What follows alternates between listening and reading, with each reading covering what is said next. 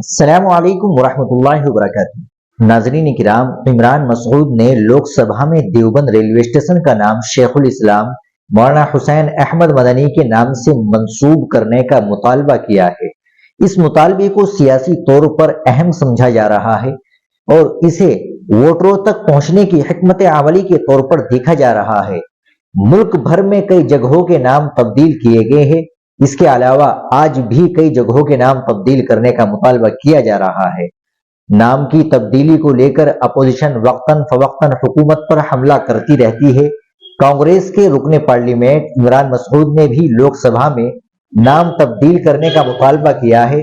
مسعود نے کہا کہ سہارنپور ریلوے اسٹیشن کا نام بدل کر ماتا شاہ کمری دیوی رکھا جائے۔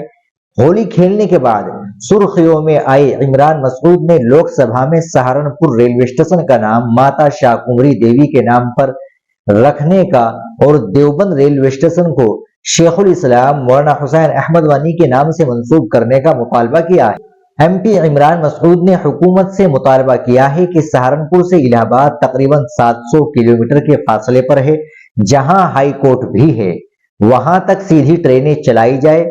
وندے بھارت ٹرین سہارنپور اور لکھنؤ کے درمیان علی گڑھ کے راستے سے چلائی جائے تاکہ اے ایم یو میں پڑھنے والے طلباء بھی اس کا فائدہ اٹھا سکے۔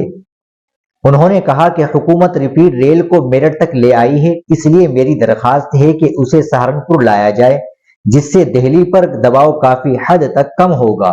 سہارنپور ایک تاریخی شہر ہے، وہاں ماں شاہ کمری دیوی کا قدیم مندر ہے۔ میری گزارش ہے کہ سہارنپور ریلوے اسٹیشن کا نام ماں شاہ کمری دیوی کے نام پر رکھا جائے۔ ساتھ ہی انہوں نے دیوبند اسٹیشن کا نام مولانا حسین احمد مدنی اسٹیشن رکھنے کا مطالبہ کیا ہے۔ دیوبند کا مطالبہ کرتے ہوئے ان کے مائک وائلن کو ٹھکرا دیا گیا۔ عمران مسعود نے ایک اور ویڈیو شیئر کی ہے جس میں وہ پارلیمنٹ میں دیوبند کا مطالبہ کر رہے ہیں۔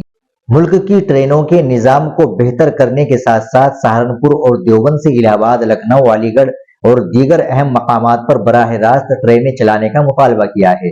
ناظرین کرام، آپ اس خبر کے تعلق سے کیا کہیں گے کمنٹ باکس میں ضرور بتائیں۔ ویڈیو کو لائک اور شیئر ضرور کریں، چینل کو بھی سبسکرائب کر لیں۔ ملتے ہیں انشاءاللہ اگلی ویڈیو کے ساتھ۔ السلام علیکم ورحمۃ اللہ وبرکاتہ۔